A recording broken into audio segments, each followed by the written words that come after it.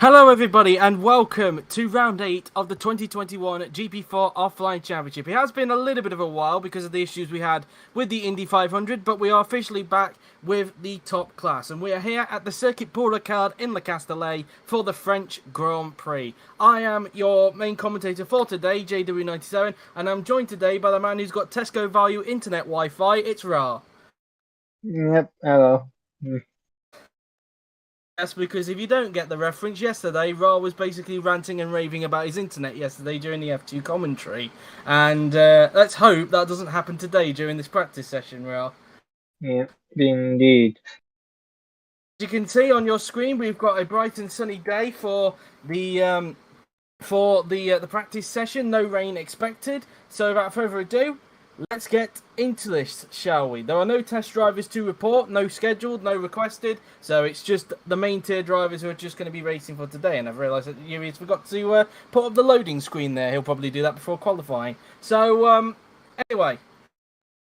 Last time out at the Monaco Grand Prix, you've got to rewind back to 3 weeks ago, to be quite honest with you, when the last time we had a race. It was, for a race in Monaco, quite an interesting race for Armar, of course, taking a record 4th consecutive Monaco Grand Prix win. And oddly enough, we did get a few overtakes in that race, Ra. Yep, indeed. No one thought overtakes was possible, but it happened.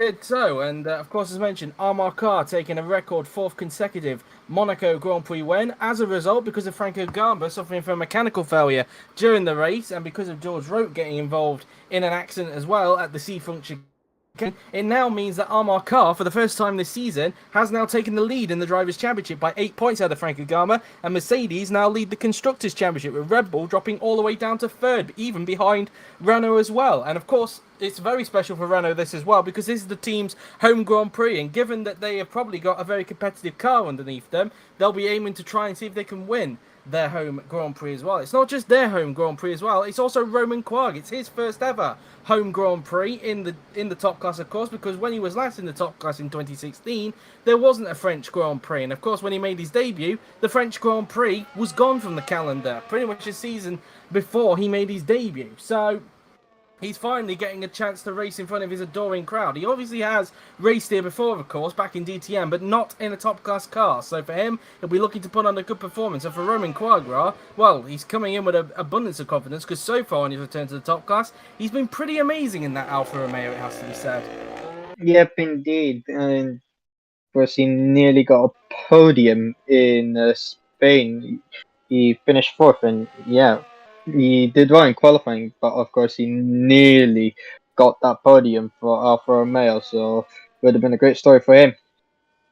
I think everybody noticed there was a little bit of a lag spike on the screen there, so a bit of a lag spike and a half, as I like to call it. But anyway, no problems there. Hello, Dennis and Lois just joined us in the chat, and well, it's hopefully going to be very interesting now. Obviously, this race has come a little bit later than usual because, of course, it was meant to be on last week during the well, when the Indy 500 was on, in fact, because the Indy 500 was meant to be on the week before. Well, the previous week, but of course we had issues with the Indy 500, so much so that after the race had happened last week, it was announced by Yuri Marta himself, Yuri123, the host of the top class and also the host of the Formula V and World Champ Car Series, and of course the Entrance Series, which starts next week. We'll get into a little bit of that a little bit later on. Announced that the 2021 race will be the final Indy 500. Of course, might not be forever. Yuri might bring it back in the future, but in the meantime, it was the final one due to, well, just continuous issues with the game, and also the fact that he's got so many things he's got to juggle around with his hands, really. So yeah, it's a little bit of a shame, really, rather that the Indy 500 has happened, but you can understand why. Yep, indeed. Especially it's like during the middle of a season as well, so yeah, you can't really delay too much of the OC season with the Indy 500 if there's too many problems with it as well. So yeah, it's a shame, but I feel like it is the right decision. Indeed so, and hope, and who knows really, maybe it may come back in the future, but in the meantime, that's pretty much it then for NR 2003 content on this channel, really. Obviously we're just riding on board with George Rote there, just overtook one of the AlphaTauris. We might as well go on to AlphaTauri a minute because whilst Mercedes went on to take a 1-2 finish at the Monaco Grand Prix, which subsequently gave them the lead in both the Drivers' and the Constructors' Championship, Nicolas Gal, of course, who's been a little bit in a little bit of no man's land, really, ever since he moved to AlphaTauri due to how woeful the car has been this season. Pretty much driver of the season, you'd have to say, because despite the car he has underneath him, he managed to get a podium last time out at the Monaco Grand Prix, and a pretty popular podium, it's fair to say, Ra. Yep, indeed, and also don't forget he made it into Q3 in that AlphaTauri in a pretty much a wet Monaco qualifying session. Indeed so, and of course, for anybody who didn't see the news during the race, during qualifying, of course, it was announced that the Monaco Grand Prix has lost its basically its cornerstone status, as it were. So basically, for anybody who's unaware, before the Fantasy Series got announced, there were 4 races that were confirmed as basically cornerstone races that would be on the calendar initially every single season. There was, of course, the British Grand Prix at Silverstone, as Kira makes a little bit of a lock-up going through into the left-hander there, as you'll just have a look at the replay in the background there. So while that's going on, I might as well just mention, we did have 4 cornerstone races. There were the British Grand Prix at Silverstone, the Belgian Grand Prix at Spa-Francorchamps, the Italian Grand Prix at Monza, and initially the Monaco Grand Prix at Monte Carlo. But after the events that happened during qualifying and a little bit in the race as well, mainly with the pit lane entrance, it was revealed that that race had lost its cornerstone status. Now, that doesn't necessarily mean it's going to get removed from the calendar as such. It just means that, like with all the other races that are outside of Monza, Silverstone and Spa, it can get removed from the calendar. So whether it will be on the calendar next season, we'll have to wait and see, of course, when the calendar reveal gets revealed, of course. So it will be interesting to see. In your opinion, Rock, because obviously I can't really share an opinion because, well, I kind of do the announcements for it as well because I usually edit the video for it. But your opinion, Ra, do you think that was the end of Monaco, or do you think we'll still see it after this season? I mean, like, there is a lot of split opinions, of course, but most of it saying it could be the end for Monaco. But yeah, don't really know what to say. But yeah, I think people would say have it for one more season, but then again, I don't know. I just don't know.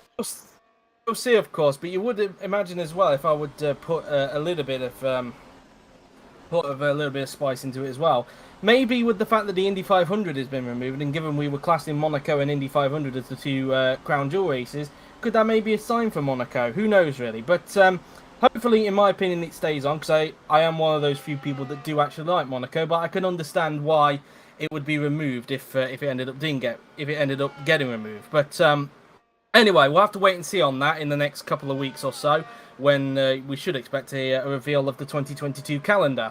But anyway, might as well talk a little bit more about the Monaco Grand Prix. If there is anything to talk about. I don't know if I've covered most of it already, to be honest with you.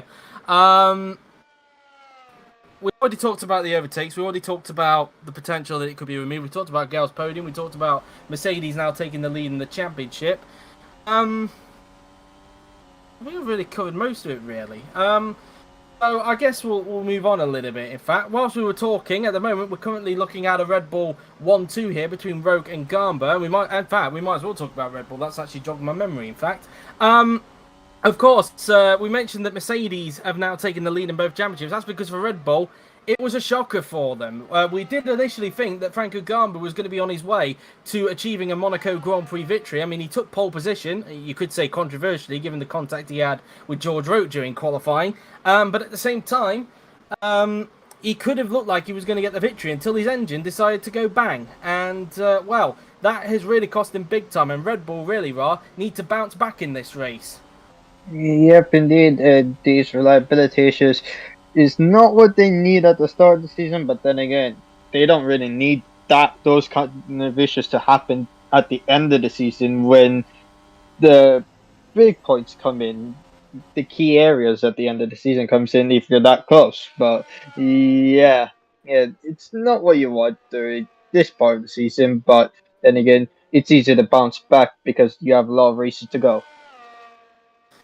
Other driver who would be looking to also bounce back is Jesus Perinen, because of course last time out the Monaco Grand Prix didn't really go according to plan for him. He didn't score any points at the Monaco Grand Prix, and that was mainly because he was in a pretty poor qualifying position. And given the nature of the Monaco street circuit, given how tough it is to pass on occasion, I mean, I know that Perinen did actually perform a couple of overtakes during the race.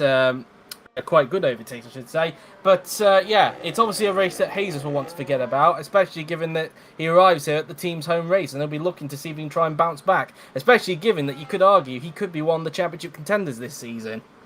Yep, indeed. Of course, he's got a car capable of at least challenging for wins and potentially winning a championship, but he's got to get the consistency back up. And of course, he has gotten a couple of podiums. He just needs that race win to be up there.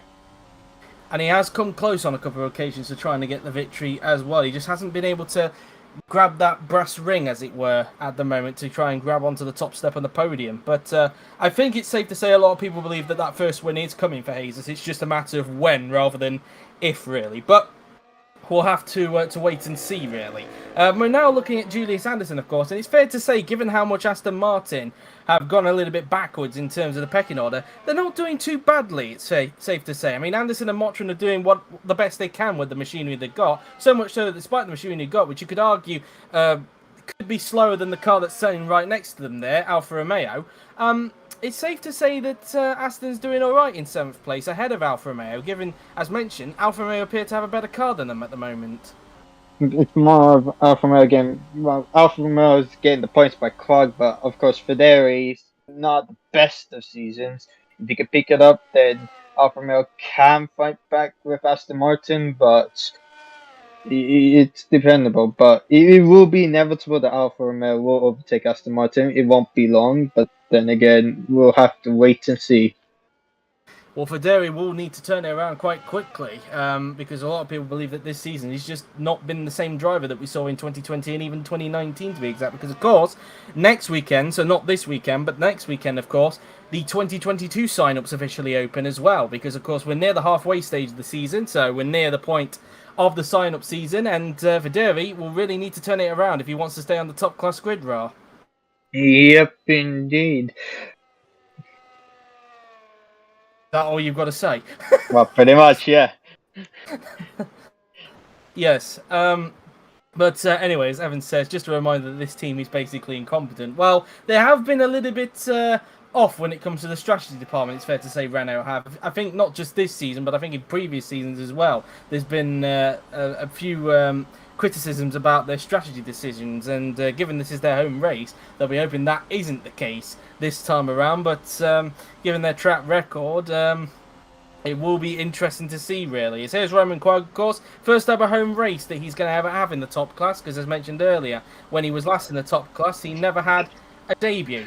He never had a debut. What am I talking about? He never had a home race, I should say. But finally, he gets the chance to have one. Of course, he has raced here in DTM, as mentioned, but he's never raced here in the top class. So finally, he gets a home race and be looking to put on a good show, especially given how well he's done in his return to the series. If we now look at the new championship leader, Marco, who gets it a little bit wrong there, going through into turns 3, 4, and 5 there. But Carr is now the championship leader, and well, I think it's safe to say, Ra, you could argue that Carr could be a championship contender this season, given the fact that it's safe to say that he was criticising the car quite a bit this season.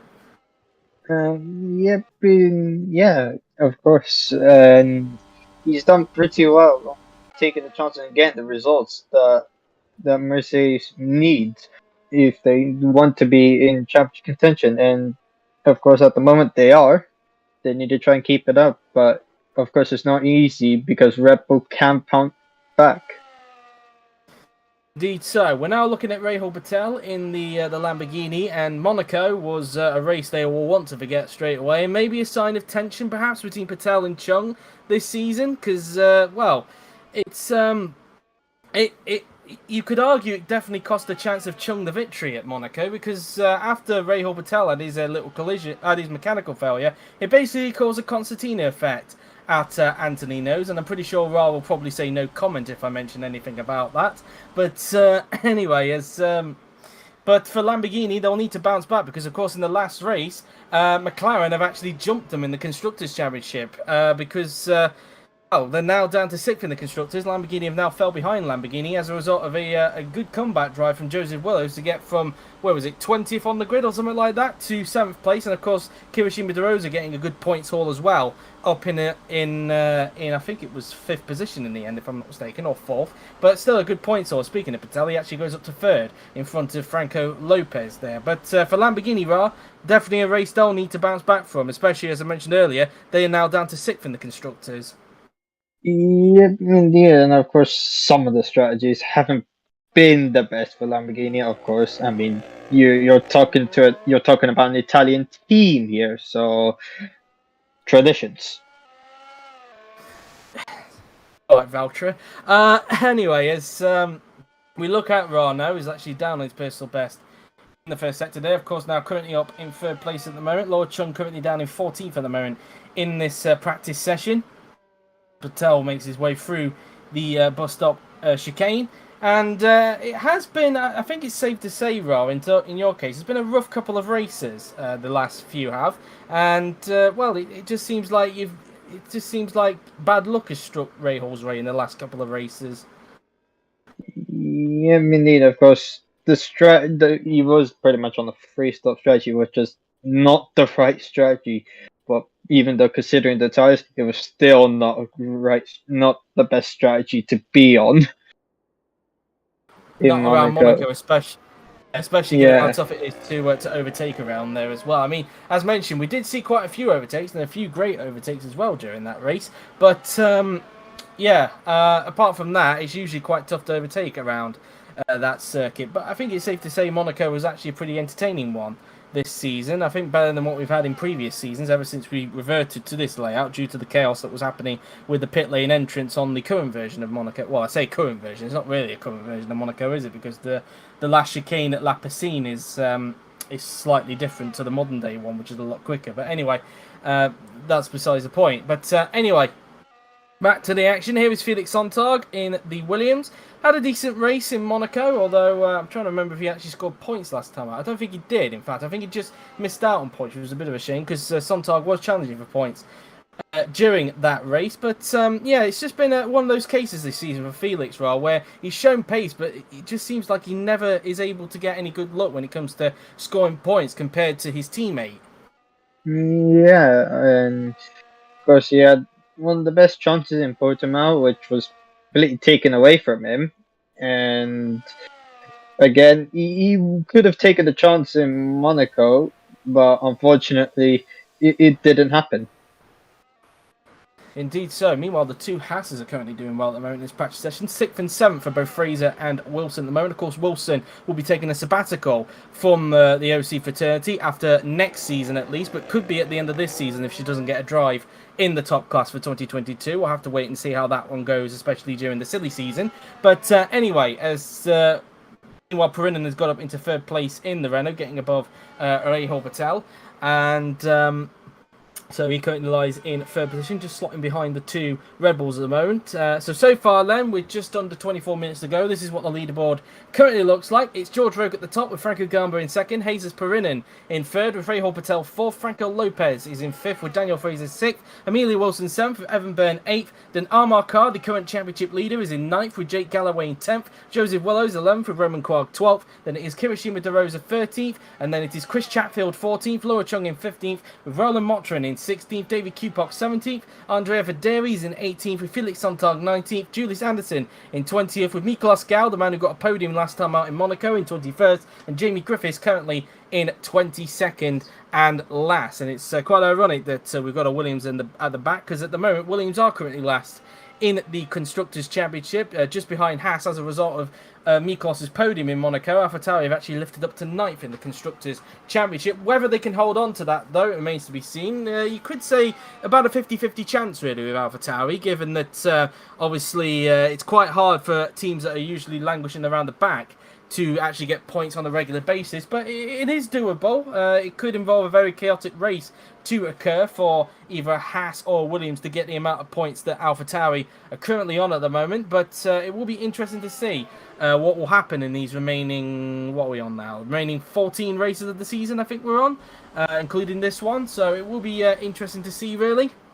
As Chung, meanwhile, got herself up. In fact, sorry, Chung up to 5th. Willows is now up to 6th, meanwhile. So Lopez is dropping down to 7th position. That pushes the championship leader, Ricard, outside the top 10. Who, speaking of which, is just being overtaken by Jesus Perinen into the bus stop chicane. As Quad goes into the first corner. Now, usually, as Roke, in fact, improves a little bit more to do a 1 minute 30.309. That first corner here at Paul Ricard, it does catch out a few people. Can cause a few incidents, as we've seen in past few seasons. Not as many as you would say the likes of a Monaco 2014 layout would cause, but it has caused a few issues in the past.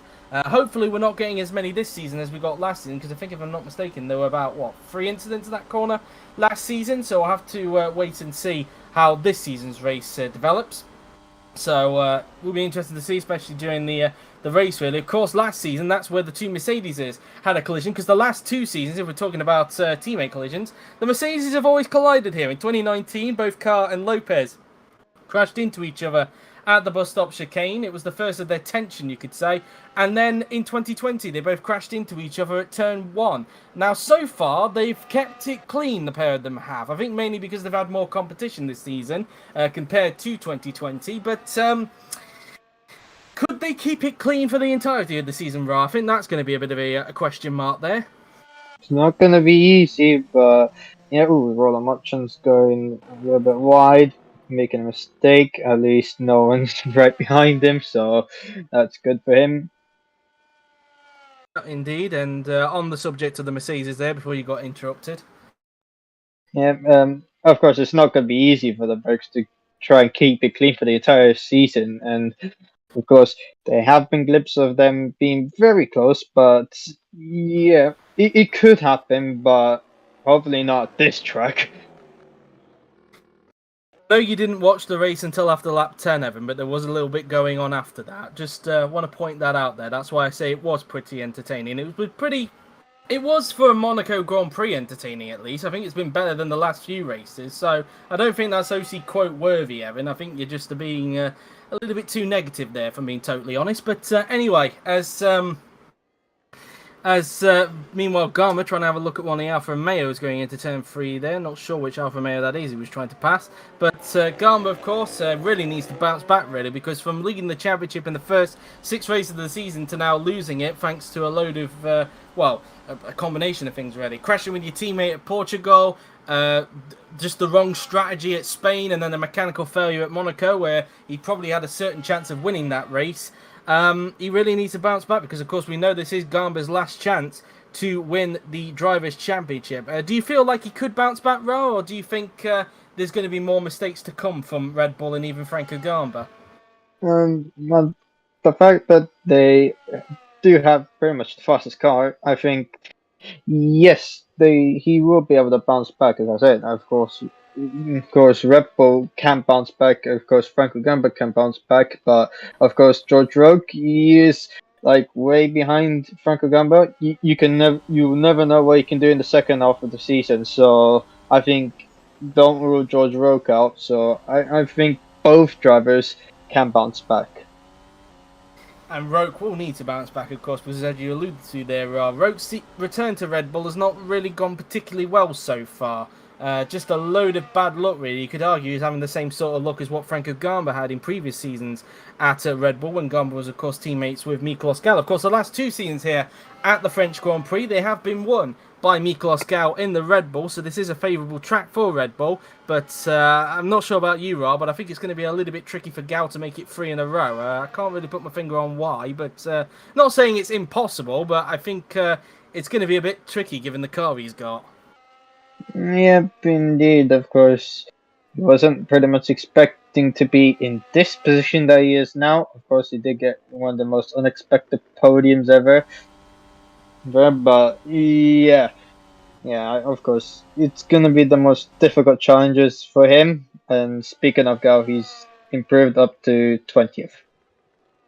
only getting one place that pushes Anderson now down into 21st position. As speaking of, as Chatfield meanwhile goes up to 4th in the Ferrari. Meanwhile, speaking of Aston Martin, it looked like Perrin was trying to overtake one going into turn 3 there. We're looking for Vettel, who's trying to get a little bit of slipstream from Jake Galloway, because Chatfield's already finished the lap, so I'm pretty sure that is Jake Galloway in front of him. And I don't think he's going to improve regardless. It's Roman Quarg that Garber's trying to get by there, but having a little bit of... no, in fact, that's George Roque who's trying to pass Quarg there, so that's actually a different... in fact, so Garber has passed him. It's now the turn of the other Red Bull to try and pass Roman Quarg, but it won't matter anyway, because Quarg is actually coming into the pits this lap. As we look at Patel, he just comes around turns 5 and 6 now then, and it's very... We talk about the battle in the Drivers' and Constructors' Championship, Ra. I think it's fair to say that so far, the battle for 4th in the Constructors, I think, could be quite interesting as well. It is pretty close at the moment between Ferrari, McLaren and Lamborghini at the moment. For a lot of people, I don't think anybody expected Lamborghini to be fighting for 4th in the Constructors' Championship, but it is looking pretty close between those four, and you could argue that it could go either way, Ra. Yeah, of course, Ferrari have a win with Jake Galloway, and McLaren have a win for Joseph Willows. Lamborghini, they've got podium with Laura Chung, but they haven't gotten a win. So it's pretty much the consistency which is keeping them in this battle for 4th in the Constructors' Championship. So I think consistency could be key to this battle for 4th. Got to remember as well that George has actually put, you could essentially say, put his neck on the line, really, to put a figure of speech in there, because he says that he believes that Lamborghini will win a race this season. So yeah, basically George really putting his neck on the line there during the commentaries there. Whether he ends up being right or not, we'll have to wait and see. But if Lamborghini don't end up getting a victory this season, I presume he is going to get haunted with that for pretty much the rest of his days in the OC, I guess. So, anyways, Byrne and Lopez improved to go up to 5th and 6th respectively. Meanwhile, Byrne was outside the top 10 a little bit earlier on, but now has got himself into that top 10, and the Renaults now find himself in 3rd and 5th during this session, but the Red Bull so far looking particularly strong. Whether that's going to be an omen for qualifying, we'll have to wait and see. Sometimes it does, sometimes it doesn't. But of course, given that this is a track that Red Bull has thrived on in the past, who knows really? Of course, they did lock out the front row last season, did Red Bull. Could they perhaps repeat it again this season? We'll have to wait and see really how that one really develops. As Chatfield now then just going around the left-hander, as he's currently behind Laura Chung, that is, in the Lamborghini.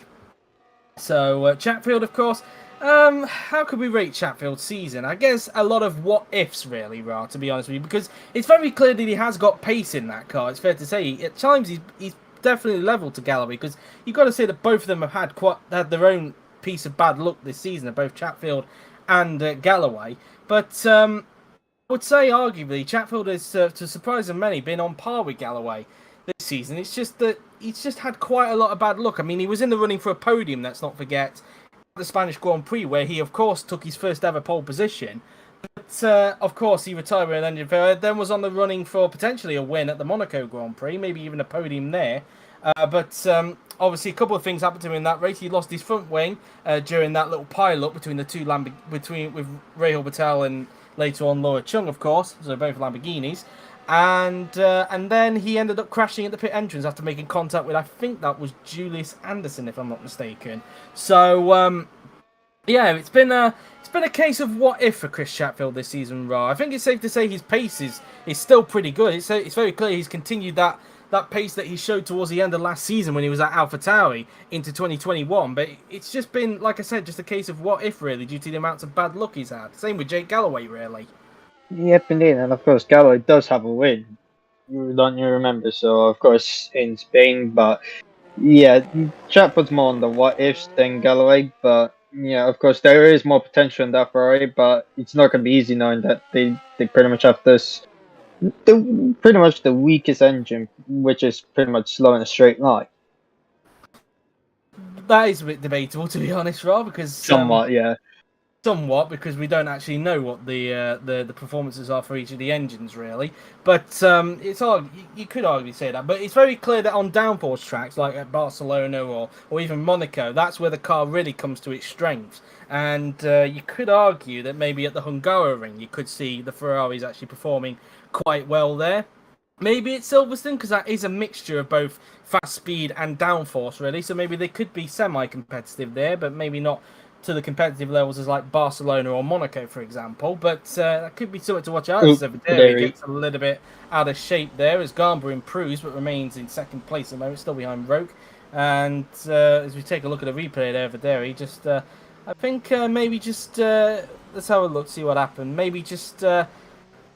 Taking a little bit of a weird line going through into there, and that's what led to the wide moment, really. But I think that you could say that kind of summarises Videri's season so far, really. Just really a man under pressure so far, you could arguably say. But anyway, as mentioned, Garma has improved. He's now just under a 10th behind George Roke. But yeah, Ferrari, we'll have to wait and see, really, what they're able to do this week. I'm not expecting them to be as competitive as like Barcelona and Monaco, but I do expect them to be languishing around in the top 10, really. We'll just have to wait and see on that, really, as we now look at George Roke, who's currently at the top as he makes his way through the double right-hander. And Roke now then coming towards the left-hander now then on the track. And earlier on, we did mention that the Haas's were 6th and 7th earlier on. Well, now that lap times have started to improve a little bit, they're now down in 12th and 13th position, as Anderson currently is in last in this session so far in the Aston Martin. The pack separated by 1.8 seconds so far at the moment. As Roke now then comes down the second part of the Mistral straight before heading towards the flat-out right-hander. And it will soon comes toward the Boissé double right-handers. It has got a full name, it's just that I only know the Boissé bit of the name through that double right-hander, so yeah, that's that really. Of course, in the real-life Formula 1 season, this may have been the last time we see this track, but we'll have to wait and see on that, really. But anyway, as this is not real life, this is the OC, of course. This is a different universe. But anyway, as Roke now then comes around the final turn, coming up behind one of the AlphaTauris so far. I think that might be David Cupot that's currently in front at this point in time. As Roke crosses the line, maybe getting a bit of slipstream from the AlphaTauri, but does not improve regardless as he makes his way through into the first two corners now then, with just over 11 minutes to go in this practice session before we get on to the qualifying session to determine the grid for tomorrow's French Grand Prix, as now Roke is coming up behind the gearbox of the AlphaTauri in front, and it is David Cupot because that is a red helmet. Car, meanwhile, is up in 8th place in the Mercedes. Meanwhile, as Joseph Willows, you just saw a little bit earlier there, has got up into 9th place, getting himself above Ray Horbatel. Of course, McLaren have won a race this season as a result of Joseph Willows. Who knows, really? It's very clear that McLaren do also have a little bit of potential. Probably not as much as what Ferrari have, if I'm being totally honest. But they do have some potentials to be quite quick on race trim. So, as we saw a little bit in Monaco as well, even though it's quite tough to pass there. So, who knows, really? Could they maybe get a second win? Or maybe could that be the only time we'll see a McLaren win this season? Who knows, really? But I think Kira will be hoping he can get if they can have another chance at victory, I think Kira will want to have an opportunity, given he's never won a top-class race before. I mean, he was in contention for the win, let's not forget, back at the Portuguese Grand Prix, and was looking good to making a McLaren 1-2, but then, of course, he had a collision with Cupok and... I'm trying to remember who the second driver was, but can't remember who it was. Cupok and someone else, can't remember who it was. And then, of course, because of the fact that Joseph Willows was pitting on the same lap, and pretty much exactly when it happened, it meant that De Rosa had to queue, and basically the game glitched out, basically, and he ended up getting stuck in the garage. So that was pretty much a race over for Kira as far as he's concerned. So only one car ended up getting on the podium, and that being the top 7 podium for Joseph Willows, really. But yeah, for De Rosa, we might as well mention him, Roll. We talked about how it's been a what-if season for Chatfield. I think De Rosa, you could say, has also been a little bit of a what-if this season. Some, you could argue, has been his fault, but on most occasions, he's been, once again, Kirishima D unlucky. Yeah, of course, and yeah, he does need to try and catch a break from that, but also Yes, some his fault, some not his fault. Of course, been unlucky as you said, and he will be hoping that he can do better, and hopefully he can get another win from McLaren. I've just had it clarified. It was actually Galloway that De Rosa had collided up at the Portimao corner there, back at the Portuguese Grand Prix. So thanks for the clarification. And one of the corners, according to Rob, is actually called Signes. So I probably butchered that pronunciation. I mean, I took French in GCSE, if for anybody who doesn't know, and yeah, you can tell I didn't really do that well, if I'm being totally honest with you. Looking back on it now, I kind of wish I didn't take French for GCSE, but can't go back on that now. But anyway, as Q-Pot now then crosses the line, and no improvement for him, probably because he obviously got overtaken by George Roke a little bit earlier on. Q-Pot, of course, decent season for him, it's fair to say, given the car he's got, as De Rosa goes up into 6th place. Decent season for Q-Pot, despite the car he's got. Of course, you could say that the points, you could argue that Gal's had a better season from the points, but really the points don't really tell the full story, because I think it's fair to say, Rod, throughout the course of the season, Q-Pot's had the edge on Gal. Yeah, and of course he pretty much dragged the car into the points within one of the races, and of course Gal did one in Monaco, of course, and you could also say that Kipok has done better, and yeah, there is still more points to come, and there was a little bit close between the two McLarens. Close for comfort there, it's fair to say, but luckily nothing serious. Continue. And that's pretty much it. Yeah, I think it's on 2 occasions actually. Q-Pop has actually finished in the points. So yeah, he's finished on 2 occasions in the points. In, if I'm not mistaken, it was in China and the other one being Azerbaijan. Of course, he finished in 10th, if I'm not mistaken, in that race. So yeah, it has been quite a good season. And yeah, arguably you could say that Q-Pox had a better season than Gal, even though the points don't really reflect it. But that was obviously because Gal got most of his points from the Monaco Grand Prix, let's not forget, because of course he finished on the podium. Hence why he's ahead of Q-Pox so far in the championship. And obviously, could this be a little bit of resurgence for Miklos Gal? But then again, you could argue in Gal's case that he's had basically similar place to Q-Pot this season. It's just he's also had a running of bad luck this season. I mean, at Portugal, we talked about how Felix Sontag was fighting for points. Of course, Miklos Gal was also fighting for points in that race, and as you know, the two of them came to blows in that race. Was competing for a points finish in China, but obviously came to blows with, I think it was Franco Lopez, if I'm not mistaken. I could be wrong on that, but I think it was Franco Lopez he came to blows with, as Chatfield has a bit of a moment. Going through into the final corner there, probably pushing a little bit too hard there, as we just saw that one of the McLarens is going into the pits. But yeah, but I would say overall, Q-Proc has probably had the edge on Gal this season. But, you know, that could all change in the second half of the season. And, well, obviously, Gal isn't the 2009 world champion for no reason, and isn't a multiple-time winner for no reason either. So you'll always find a way to bounce back. I mean, let's not forget last season when he was at Red Bull, he did have a poor start to the season in 2020, but as we know, he bounced back to the point where he had an outside shot of winning the championship in 2020 against the Mercedes, who definitely had a much stronger car than the Red Bull. So you could argue that Gal could go on a streak of good races, but we'll have to wait and see on that one, really. It all really depends on what happens, really, in these remaining few races. So, as Anderson trying to get by on one of the Renaults there, that's Evan Byrne. I think Byrne just came out of the pits. We've got just over 5 minutes to go in this practice session. So for the second time today, here is a look at what the leaderboard currently looks like. It's Roke at the top with Gamba in second place. Perinen is in third with Chatfield fourth. Then it is Byrne fifth, De Rosa in sixth, followed by Lopez seventh, Carr in eighth, then Willows ninth, Patel in 10th, followed by Loa Chung in 11th. Then it is Wilson 12th, then Fraser 13th, Galloway in 14th, followed by Videri 15th, Griffiths in 16th, Quark 17th, Motrin in 18th, and then it is Anderson in 19th, with Kupok in 20th, Sontag in 21st, and Gal in 22nd and last so far, as we look at Anderson, who had been last for most of the session, but has now got himself up into 19th position, but still not an ideal practice session for both the Aston Martins so far, despite us singing their praises a little bit earlier on in the session there. So just over 4 minutes to go in this session before we get on to qualifying, which will determine the grid for tomorrow's French Grand Prix. As bonjour to you, Jafari, who's just joined us in the chat. So anyway, as Anderson currently having a little bit of a gap to having Bern at the moment. Bern currently 5th place so far in this practice session. Of course, this was where the Renault launched, of course, back in the launch season, of course, early before the season started. This was where Renault launched their 2021 Challenger, so you could argue they've got a little bit of advantage around this track compared to the others when it comes to the 2021 cars. But that's not usually how it works in the OC, of course. Let's not forget. So anyway, look at Anderson, who just comes out of turn 2.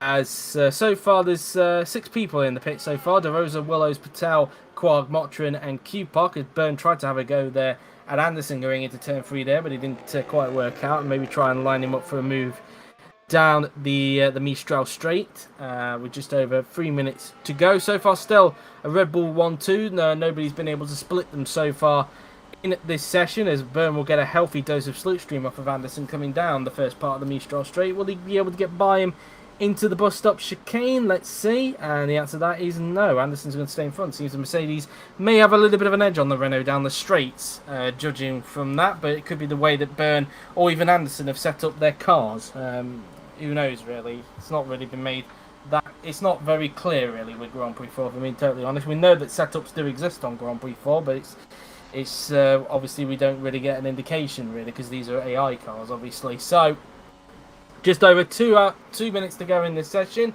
as we're getting close to the end of this session. And I think, judging from the fact that we're riding on board with Julius Anderson, in fact, never mind, because it's still auto camera, I do apologise there. I thought for a minute that we were going to remain on board with cars for the remainder of the session, but clearly not. I don't think we're at that stage yet. But anyway, Byrne will try and pass Anderson down into turn 1 if he can, as we look at Videri, who's probably got 2 more laps underneath him and has got one of the McLarens behind him. In fact, Anderson's session has come to an end, in fact, because he's pitting at the end of this lap. We're just under 2 minutes to go in this practice session now then, as Anderson will make his way towards turns 3, 4 and 5 now then. So through 4 and then into the double right-handers of 5 and 6 he will go.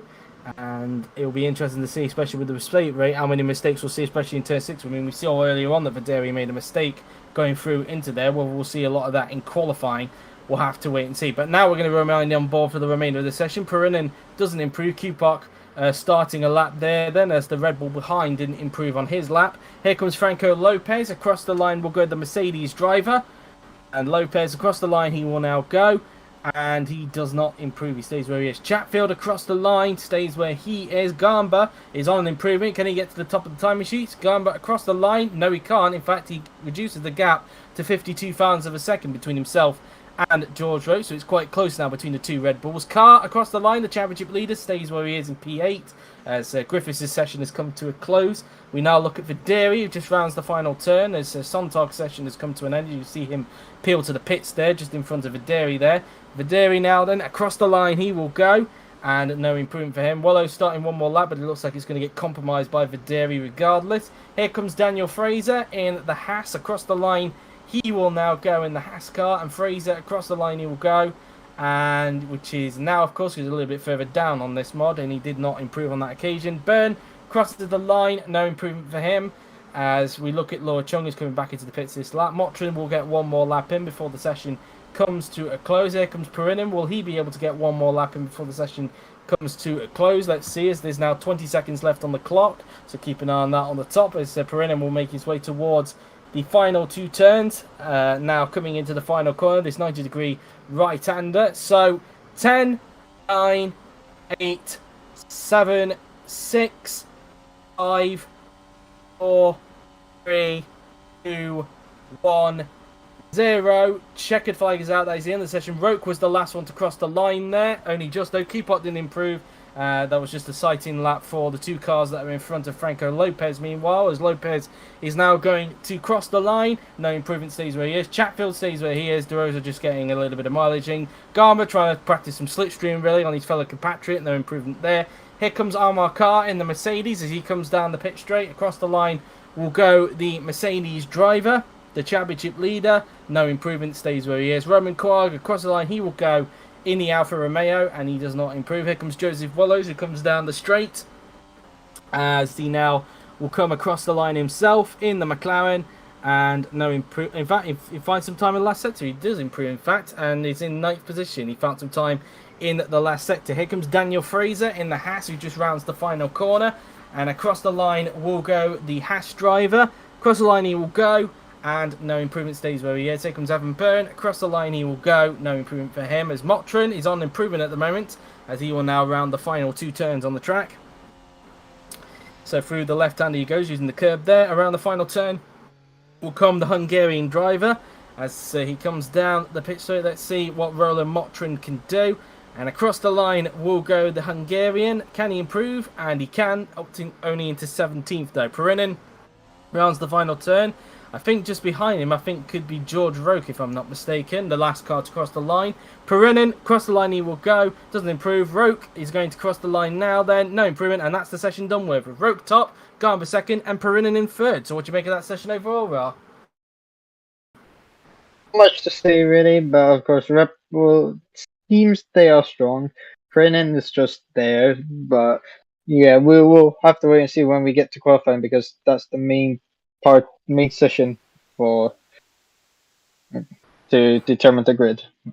Indeed so. Well, we're just going to take a brief pause for a moment. The stream will have a brief pause, and then we'll come back with a fresh stream. But in the meantime, I've been JW97, he's been Ra, and we'll see you in just a little bit for the qualifying session. See you in a bit.